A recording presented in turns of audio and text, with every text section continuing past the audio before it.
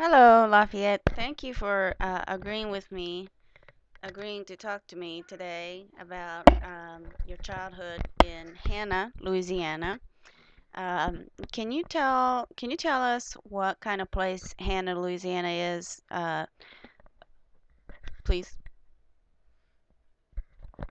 Hannah, Louisiana. Well, Can you tell us where it's located first? Hannah, Louisiana is I won't even say town, perhaps a small township in Red River Parish, Louisiana. Of course, we have parishes in Louisiana rather than counties that are in the rest of the United States. Hannah used to be a town. They had a population of, three, 400, 500 people at one time, maybe more. But around the time I was born in the 80s, that population dwindled down to maybe 4 or 5 families or so, maybe a few more. So you're saying that when you were born, there were only five families in Hannah? Pretty much, basically, everyone in Hannah is related. You have 5, maybe 6 families. You have the Williams, which is my family. You have the Moores. You have the Millers, Calhouns. Then you have the Johnsons, and that was about it. And all these families had, each family could have maybe 50 people or so. So maybe not even that many. So Okay. Can you talk a little bit about the landscape? the landscape is completely rural. There were the main highway, the Highway 1, and then there was a bunch of little side dirt roads, so to speak. Um, the road I lived on was called Catfish Bend Road because there was a restaurant in the middle of nowhere called Catfish Bend. It's a seafood restaurant, and it was at the end of our street, the end of our road, which was probably 2 or 3 miles long. At the very end, in the very backwoods. I mean, it was like a restaurant, and from the main highway before you get to our street, there was a sign, a big sign with neon red and green lights at the end of the. At night, the sign would come on and say Catfish Bend, turn here and make a right. And even still, it was just one highway. We'd always catch people at all times of the night knocking on our door. Hey, do you know where Catfish Bend is? And my grandfather would, get out of bed grumpily and tell him it was down the street. Just keep going. So yeah. Okay, well, I think that most people, when they think of Louisiana, they think of swamplands and kind of a wet, uh, climate. And then I know that, of course, it's hot and humid most of the year. But um can you talk a little bit about, weather and the climate and like what kind of animals and things you might see?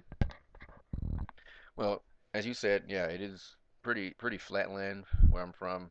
Very, very wet. I mean, just in our yard, we had like a creek that would cut through the yard, and this creek would lead to a larger creek where we used to actually go crawfishing. We would catch buckets of crawfish, come home, boil them, and then fry them with cornmeal. Um,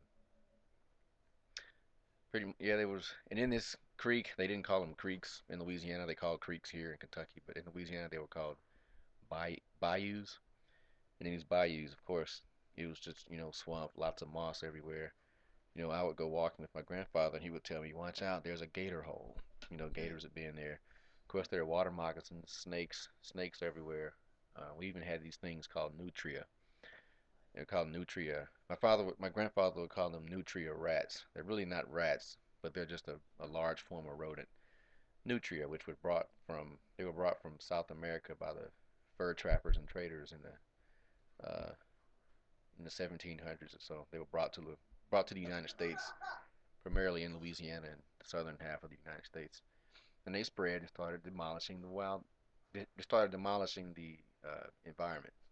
So yeah, we have nutria, these huge rodents, snakes, alligators, crawfish, all types of spiders, and uh, another thing, panthers. And coyotes? Yeah, coyotes, but I was gonna get on panthers. Um, they would say panthers. They're not the black panthers you would think they are. They're like the more cougar type, mountain lion type animals. All types of scientists say that they don't really exist there, but tell that to the people who live there. They see them, they hear them, and every now and then when I was growing up, I would see articles in the newspaper about someone who killed a quote unquote panther. Hmm, that's very interesting. And then, aren't there also a lot of cranes that we don't see up here?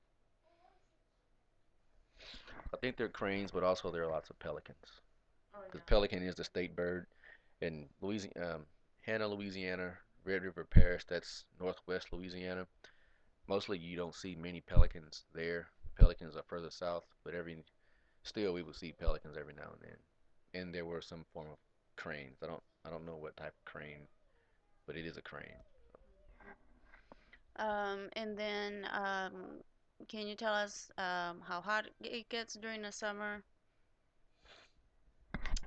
Well, I've been in Louisville for the past 15 years. Um, before I moved here in '98, summer times were always blistering hot.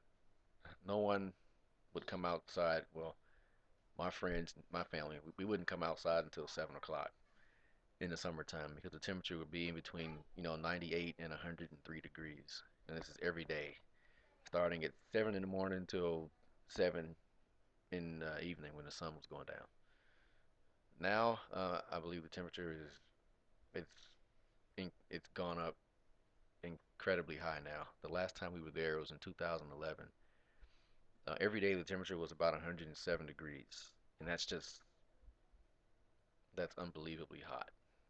And is it fair to say that not very many people have access to air conditioning?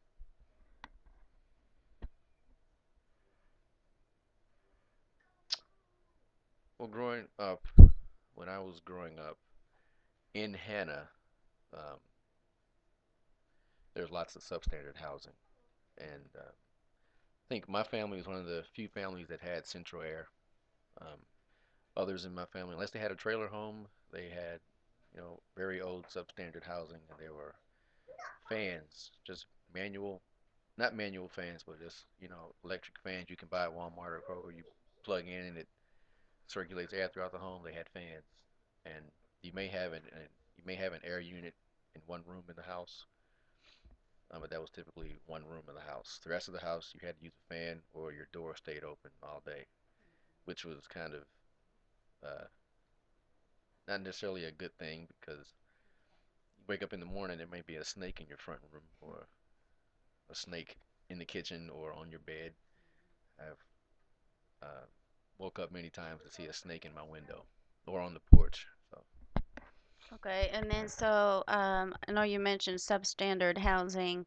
Can you talk about the economic climate? I mean, the um, some of the poverty that you see in that area, and how do people sustain their living?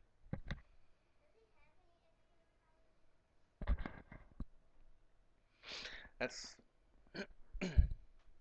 not a hard question, but this primarily be coming from the times I grew up there.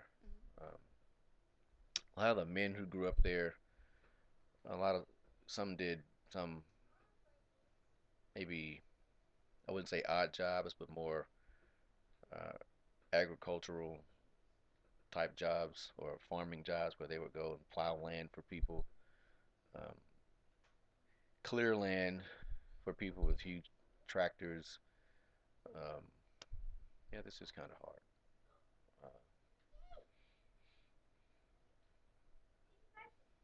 Uh, other than that, a lot of the men, if they were mobile, would we would travel to the surrounding cities. Like there was one, it's not a city, it's just a town called Coshada, which is uh, that was the parish seat or county seat, as to say.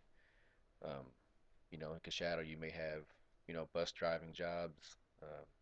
You may work for the local police force, or you work at one of the two lumber companies that were there.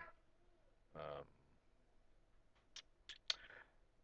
And these are just, basic labor jobs. If you had a college degree, you may have found a job as a teacher,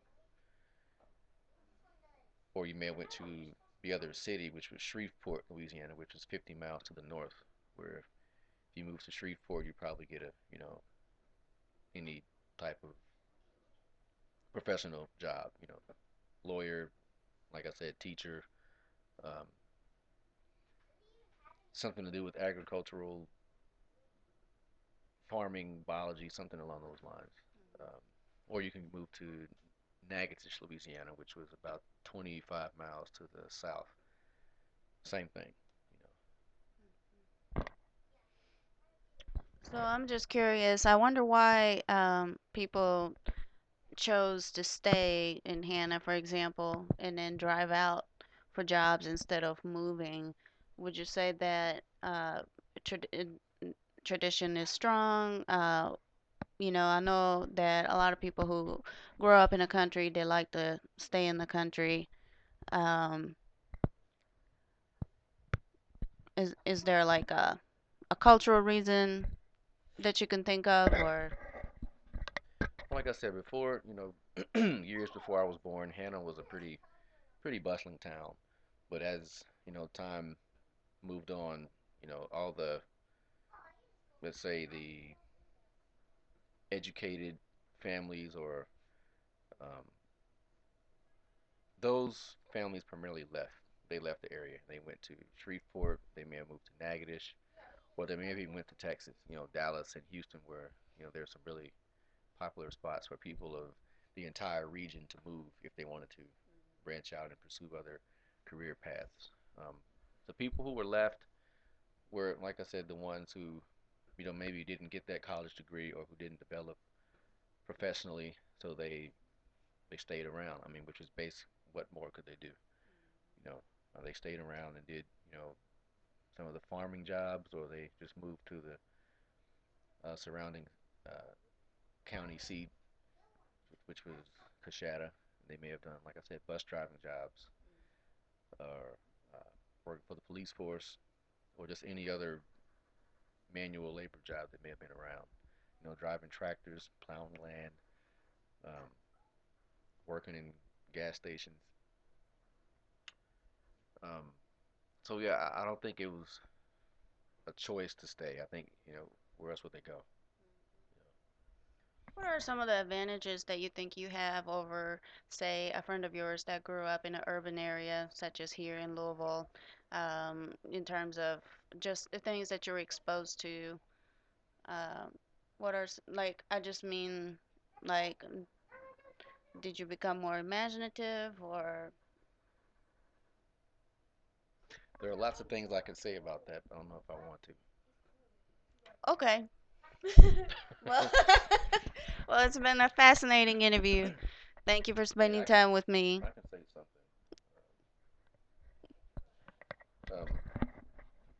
Like I say, my family was one of the ones that were able to go to college.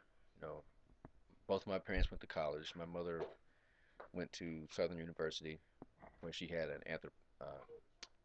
agricultural degree. My father is from here in Louisville, and he had a track and field degree. My track and field scholarship. They met at Southern. You know, so both my parents were able to obtain college degrees, and the fact that my father is from here gave me ties to here. I was able to spend time here and see other parts of the country, see other cultures, and see, there's more to life than what's offered in Louisiana. There's more to life that's offered in Red River Parish. A lot of my other friends, they never got a chance to see what was outside that small part of the world. Well, I was thinking that that could actually go the other way. I mean, if you grow up in the city, you may not get a chance to explore outside, kind of play out in the nature. I was thinking along those lines. Um, would you say that you have some advantage in being able to, you know, uh, I see what you're saying. Just yeah. I have an advantage on both ends, Mhm. where I was able to see, you know, rural life as well as urban life. Mhm. But more than that, I had opportunities because both my parents had college degrees. Mhm. Um, and if we want to go even deeper um, in the tradition of things that happened in the South, um, I guess I'll go ahead. I had my great grandparents are from uh, Caucasian lineage, white lineage, and because of that, they were able to have things that other um, black people weren't able to have, like land. My great grandparents had land, which they were able to, grow their own crops, grow their own food, animals. If you had land, you had opportunity to sell some of that land or do whatever you wanted to do with that land. So of course, it gave them more opportunities. Um, and besides that, they were, you know, probably more white than black, if you want to say. So they had As other far as opportunities. perception Yeah, of other people. yeah. So they had more opportunities given to them, which isn't fair. I think about that a lot. Hmm. Well, thank you for opening up and sharing your childhood with us. That is it for me. Everybody say thank you to Lafayette Stevens Jr. Woo!